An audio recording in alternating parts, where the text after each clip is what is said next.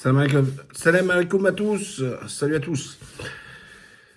La question sur les sanctions américaines voulues par le Sénat, obligeant de facto aussi Trump à le signer puisque ça comportait aussi d'autres objets, et donc forcer la main, le Sénat à majorité quand même trumpiste, on va dire, a poussé la main, et soutenu par les démocrates aussi, entre autres, des sanctions contre la Turquie pour avoir commis un crime énorme, celui de vouloir défendre la sécurité de son territoire et surtout son indépendance, à de pouvoir acheter des armements pour son pays. C'est-à-dire, on parle des missiles S-400 achetés à la Russie.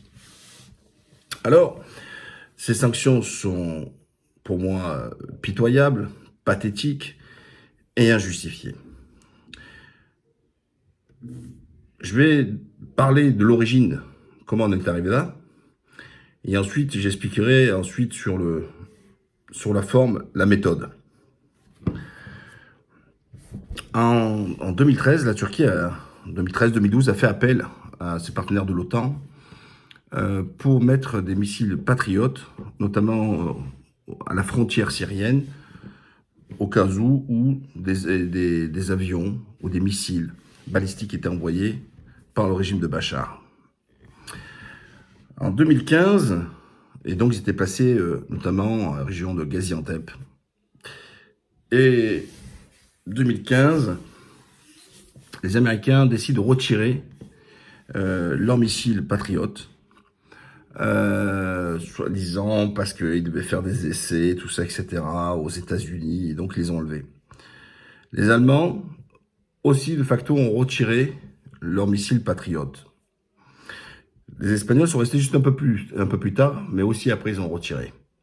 Et donc la Turquie s'est retrouvée dans une situation où elle n'avait pas d'armes pouvant shooter à notre missile ou concernant un avion. Il faut savoir que déjà que la Turquie, quand Erdogan est arrivé, c'était 20% de production d'armement made in Turquie contre aujourd'hui 80%. Pourquoi? Chaque fois qu'il a fait des achats, il a demandé un transfert de technologie. Et c'est comme ça qu'en Turquie, aujourd'hui, on est capable de fabriquer des hélicoptères, des chars, des fusils de chasse.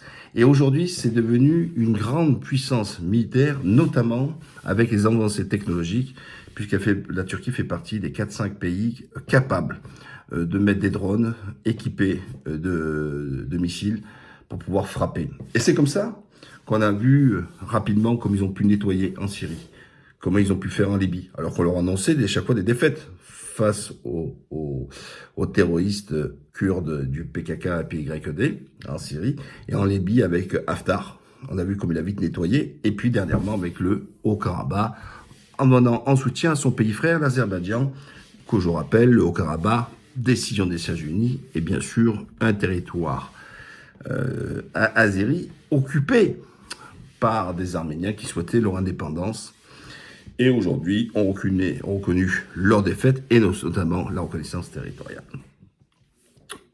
Pour donc revenir sur notre sujet, la Turquie donc est devenue une grande puissance militaire. Je tiens à rappeler qu'en termes d'hommes, la France a à peu près 60 000 soldats, la Turquie c'est 10 fois plus, c'est 600 000 soldats, c'est la deuxième plus grosse armée après les États-Unis au sein de l'OTAN.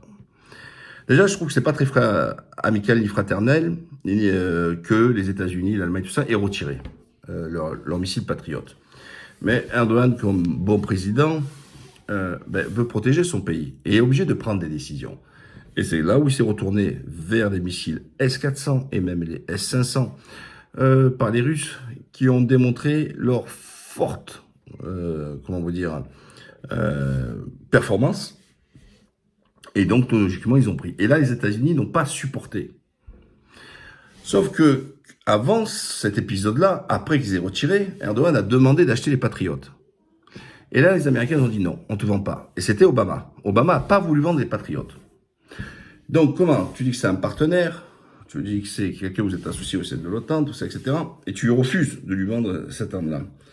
Et donc, tout naturellement, Erdogan ne va pas subir ce chantage. Et dans sa négociation, notamment sur les S-400 avec les Russes, il a demandé aussi un transfert de technologie pour ne plus être dépendant. Puisque, comme je vous l'ai rappelé, sur un bon nombre... D'ailleurs, je tiens à rappeler quand même que sur les 100 plus grosses entreprises au monde, fabricants, vendeurs d'armes, 3 entreprises se classent dans le top 100, et il y en a qui sont dans le top 20 mondial. La France, c'est seulement une entreprise, Dassault, une entreprise dans les 100 plus grosses entreprises fabricants d'armes. La Turquie, elle a 3 entreprises. Donc, on parle pas de... Parce que j'ai l'impression, les gens, ils pensent qu'ils sont comme les Apaches, ils sont avec des arcs en Turquie et tout ça en France. Et qu'ici, on circule en chameau et en âne. Non, les Ahmar, c'est vous. Voilà, c'est tout simplement. Donc, ces achats sont légitimes. Donc, Erdogan fait le bon choix de le faire.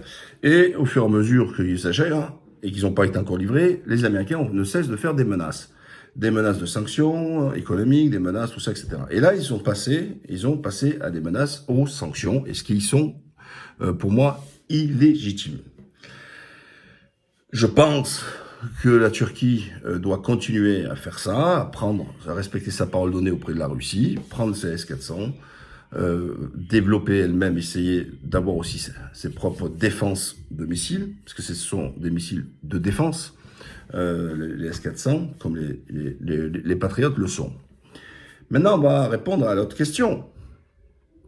Comment quelqu'un qui se dit partenaire, pays de coalition, puisse passer son temps à menacer et à sanctionner? C'est pas comme ça. Mais ils ont pété un câble. Excusez-moi, c'est loin, pour moi, du respect qu'on doit à un partenaire. Enfin, quand ils viennent vous faire ces menaces, etc., de quel droit les États-Unis doivent décider, et en plus menacer, puis sanctionner un État souverain, un État légitime comme la Turquie, à lui dire « Non, toi, tu dois pas acheter ça. Non, ça, tu dois faire ça, etc. » Excusez-moi, la Turquie n'est pas un État membre des États-Unis. Et donc, tout librement, peuvent justement pouvoir acheter où ils veulent, etc.